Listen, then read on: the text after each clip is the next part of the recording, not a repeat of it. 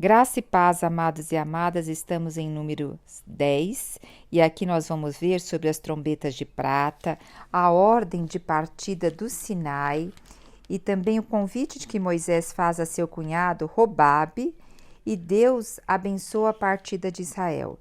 Então o Senhor aqui agora está falando para Moisés, para que Moisés faça 2 cornetas de prata, prata batida, que vai servir para quê? Para fazer convocação à comunidade, para dar sinal de partida.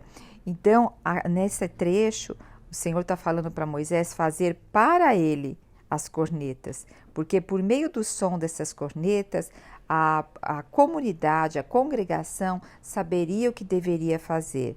E diz que essas trombetas deveriam ser de prata batida.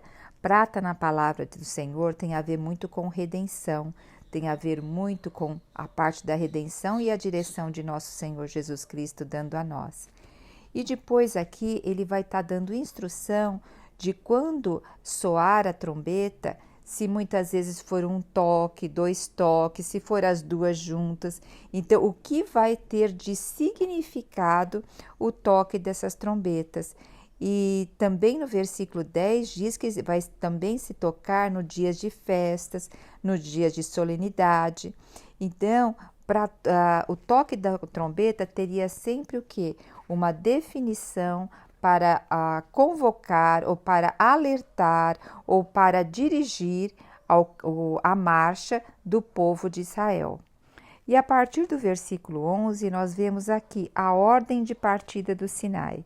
Aqui fala, no 20º dia do 2º mês do 2º ano. Lembra-se, eles já estavam há quase 1 ano aqui no Sinai. Nesse período foi que o Senhor deu toda a instrução para eles. Foi o período que foi a construção do tabernáculo, a montagem, a inauguração do tabernáculo, a unção, do sacerdote, do sumo sacerdote, a convocação dos levitas, a divisão do trabalho dos levitas, a consagração dos levitas. Conclusão, aqui havia terminado toda uma constituição para um povo de Deus que Deus havia chamado para estar presente no meio desse povo. O chamado começou com Abraão, foi para os seus filhos, Isaac e Jacó. Jacó teve os 12 filhos que vieram a ser as 12 tribos de Israel, que a gente vê todo o momento no contexto aqui do livro. Então, tudo isso está se baseando na na antiga aliança, que essa antiga aliança, que a constituição que Deus estava dando para o povo, que era na base da lei, para que Deus pudesse novamente estar no meio do povo. E o tabernáculo lembra até o Jardim do Éden, mas quem poderia entrar ali? Só o sacerdote no Santíssimo Lugar, uma vez por ano, o sumo sacerdote, né? Então, o que nós temos aqui também? Está falando que no 20º dia do 2º mês do ano, a nuvem se levantou de sobre o tabernáculo que abrigava as tábuas da aliança. Então, nós vemos que ficou, bem dizer, quase 1 ano aqui, e foi no 2º mês. Lembra que no 1º mês foi o que eles celebraram a Páscoa? A primeira Páscoa foi celebrada lá antes deles saírem do Egito. Aqui no capítulo anterior, nós vimos que foi celebrada a 2ª Páscoa no 1º mês, e aquelas pessoas que estavam impuras, elas puderam celebrar depois no 2º mês, por volta do dia 14, e agora no 2º mês, por volta do 20º dia, no 20º dia, o que? A nuvem se levantou sobre o tabernáculo. Então, era o momento deles porem-se em marcha. Agora imagine, eles estavam, bem dizer, 1 ano aqui parados. Agora, imagine também o processo de ansiedade que pode ter acontecido aqui. Marchar, nós vamos marchar. Porque a gente fala, poxa, mas um povo no deserto, quem se interessa por um povo no deserto? Mas havia inimigos. Lembre-se, quando eles saíram lá do Egito, o Egito era assim a nação naquela época mais próspera e mais rica. Quando o povo de Israel saiu de lá, eles deram todos os tesouros para o povo. Por isso que eles conseguiram construir o tabernáculo. Inclusive, antes do tabernáculo, o que eles fizeram? Fizeram um bezerro de ouro, né? E eles vieram com muita riqueza. Agora, o deserto, os outros povos sabiam que eles estavam no deserto, que eles tinham o quê? Vários tesouros com eles. Era um povo que foi escravo lá, não era um povo de guerra, não era um povo que sabia se proteger, não era um povo guerreiro. Então, eles eram alvo fácil do inimigo. Mas ali o Senhor estava mostrando que Deus era a presença deles, por meio da nuvem e por meio da coluna de fogo à noite. E agora eles vão começar a caminhar. Outra coisa, os outros povos que olhavam eles assim no deserto achavam que eles estavam perdidos, desorientados. Então, eles tinham um cuidado todo. Se nós vamos ver aqui que a ordem da partida, como que o Senhor organizou, que quem deveria sair primeiro, a tribo primeiro, porque eles eram mais de 2 milhões de pessoas. Então imagine quando um chegava, a primeira tribo chegava no local, eu acho que a 12ª tribo só ia chegar 12 horas depois, ou até mais. Então, teria que ter uma boa organização, uma boa ordem em todos os aspectos, principalmente o que? De proteção, de segurança. Porque como nós já falamos, deserto é um local inóspito. Mas ali tinha que ter uma além da proteção, segurança que o Senhor dava, o Senhor está mostrando aqui uma infraestrutura. Para ter uma infraestrutura de condução das coisas.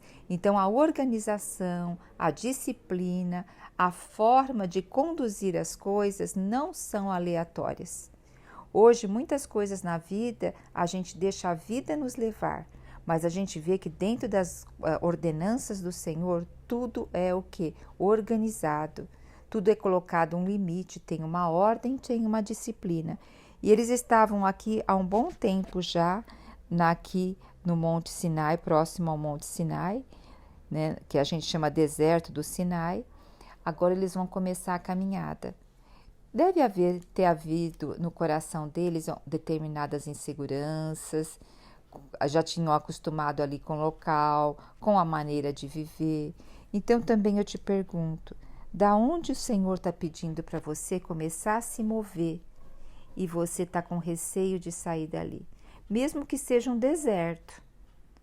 Quantas vezes a gente está num deserto, está num sofrimento, mas nós não vamos procurar uma forma de sair dele. A gente espera que alguém venha nos socorrer ou que a vida mude, mas nós não tomamos posição.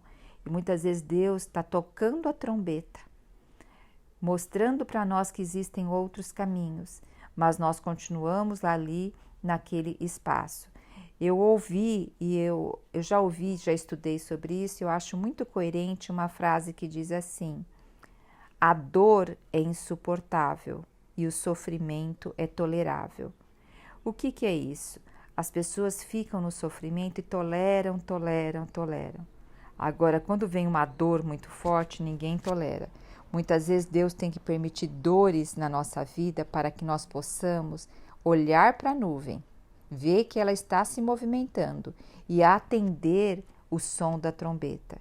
Então aqui eu estou fazendo uma metáfora, não, eu estou trazendo algo para a prática diária, né? Estou saindo um pouco do contexto aqui de Números, mas assim, eu gostaria que nós refletíssemos também nisso, né? Muitas vezes a gente usa muito assim, é a vontade de Deus, é a vontade de Deus. Agora eu te pergunto, é mesmo a vontade de Deus? Você tem ciência ou isso é um conforto para a tua mente para se manter aonde está? Nós devemos cavar na palavra do Senhor. A palavra do Senhor é como uma mina de ouro. Só que se não cavar, você não vai ver ouro e não vai tocar no ouro, né? Então, vamos prosseguir aqui. Outra coisa. Quando a gente fala que o sofrimento é tolerável e a dor não, o que significa isso muitas vezes que se fala assim, que é a zona do conforto. A zona de conforto nada mais é do que uma zona de medo, uma zona de sofrimento, mas eu prefiro ficar num sofrimento conhecido do que ir para algum lugar que vai gastar energia e eu não tenho certeza do que vai ser. Mas lembre-se, nosso Deus é um Deus de movimento. Olha a palavra oração, orar e ação. Muitas vezes a gente ora e só fica na lamúria, lamúria, lamúria. Quando vem uma adversidade, um desafio, o semblante cai na maior facilidade. E aí só fica na lamúria. Lembra-se, oração. A fé, ela é ligada com a ação. O Senhor não nos chama para sermos paralíticos. O Senhor nos chama para movimentar. Por isso que havia uma nuvem e uma coluna de fogo que se movimentava. E aqui então no versículo 11 nós vemos que no 20º dia do 2º mês a nuvem se levantou sobre o tabernáculo. E assim, nesse dia, os filhos de Israel começaram a marchar, partindo assim do deserto do Sinai e viajaram por etapas. Então, muitas vezes as nossas formas de caminhar é por passos, é por etapas, é por períodos. E nós estamos hoje no momento fast food, é tudo rápido, igual miojo. A gente quer tudo rápido. Não, na nossa vida tudo é por etapa, existem ciclos, né? E aqui diz, até que a nuvem estacionou sobre o deserto de Parã. Então eles saíram do deserto do Sinai e a nuvem depois estacionou sobre o deserto de Parã. E assim foi, eles partiram pela primeira vez de acordo com as determinações do Senhor, que o Senhor tinha falado a Moisés, claro, né? A partir do versículo 14, nós vamos ver assim a ordem da marcha das tribos de Israel. Então, o que nós temos aqui do versículo 14 ao versículo 28? Essa ordem de como eles estariam começando a marchar. Então, nós vemos que quem estaria na frente dessa marcha seriam os levitas carregando a arca. Isso fica mais claro se nós lermos lá em Josué 3, de 3 a 4, isso fica bem claro. Depois, a primeira tribo que iria começar pela nuvem, né? Eles iriam começar a se dirigir e a começar a andar. Qual seria a primeira tribo que levantaria e marcharia? Seria a tribo de Judá, que ela ia coordenar as outras tribos. Lembra que a leste tinha a tribo de Judá e tinha junto com ela Isacar e Zebulon. E por que a tribo de Judá seria a primeira? Lembre-se, nosso Senhor Jesus veio de qual tribo? Da tribo de Judá. E hoje nosso Cristo é o quem? O leão da tribo de Judá. E depois, entre a tribo de Judá, a próxima tribo que viria atrás é a tribo de Ruben, seguida ali, que Ruben coordenava ali, a tribo de Simeão e Gade. Então, entre a tribo de Judá e Ruben havia o quê? Os gersonitas e os meranitas, eles carregavam o tabernáculo. Então, eles carregavam aquela parte pesada, de toda aquela parte das cobertas, das colunas, toda aquela parte pesada. E depois vinha então, entre a tribo de Judá e do Rubens, vinha os gersonitas e os meranitas carregando o tabernáculo, aqui no versículo 17 nos diz. E depois da tribo de Ruben vinha a tribo de Efraim, que junto com ela estava o quê? Manassés e Benjamim. E entre a tribo de Ruben e Efraim vinha o quê? Os coatitas carregando a mobília do tabernáculo. Então, veja só, primeiro chegava toda a parte externa do tabernáculo, montava-se e depois vinham os coatitas carregando a mobília, que depois já colocava as mobílias dentro do tabernáculo. E a última tribo que ficava aqui na retaguarda era a tribo de Dan, que vinha junto, Aser e Naftali. Naftali, acho que fala. O que nós temos aqui? Quando fala que eles vinham na retaguarda, essa retaguarda quer dizer o quê? Aquele bom pastor que vai vendo todos aqueles que ficam no caminho, que vai guardando, que vai vendo se ninguém ficou para trás. Então veja, quem escolhe a ordem é o Senhor e tem um propósito na ordem. Mesmo que nós não enxerguemos o propósito, existe um propósito onde nós estamos.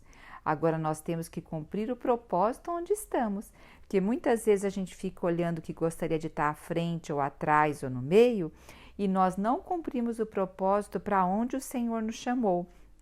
Então, voltando aqui na ordem da marcha das tribos de Israel, nós vemos que os levitas carregavam a arca, eles iam à frente, mas a arca estava totalmente coberta e eles carregavam pelos varais. Todas as mobílias do tabernáculo, elas estavam cobertas, né?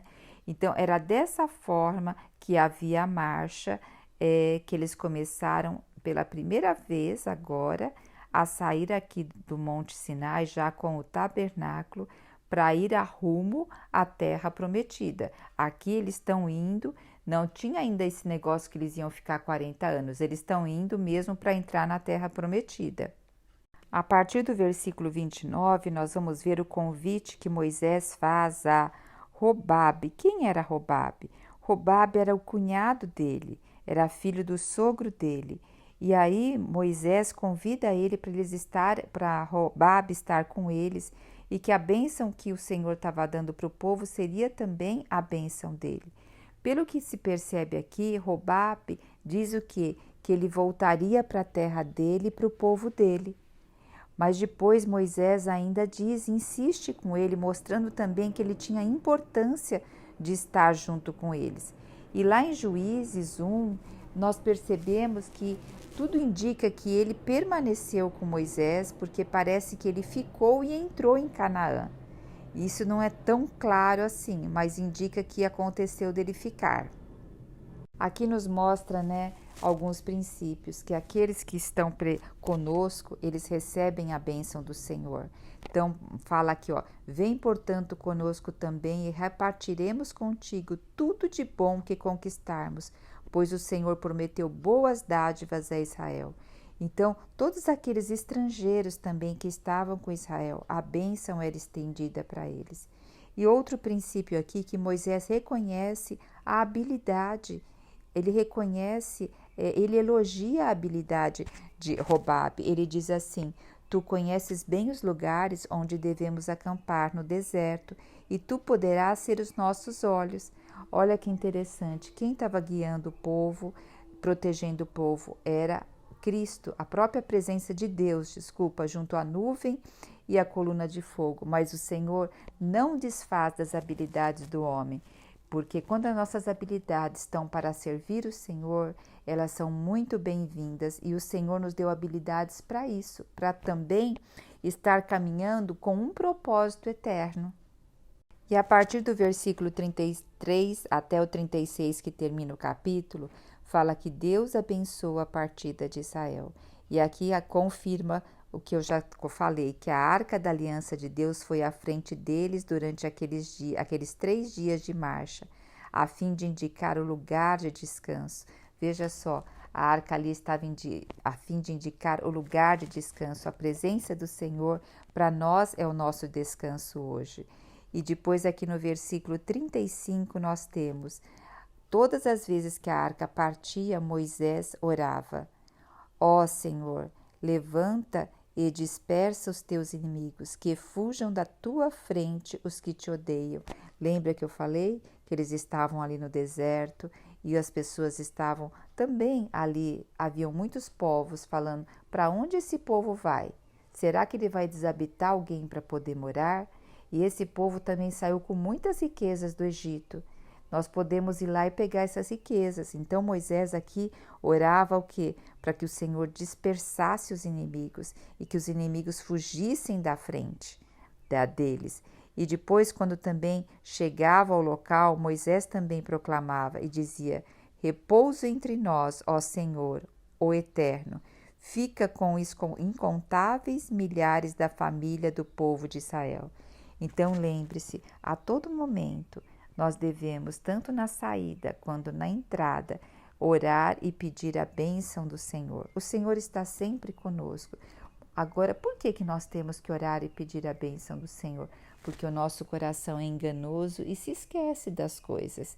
E ao mesmo tempo nós estamos no deserto, nós estamos num mundo perigoso. Então nossa mente tem que estar sempre ligada ao propósito eterno e saber que nós temos um pastor que cuida a todo momento de nós. Aleluia! Jesus Cristo é o nosso Senhor.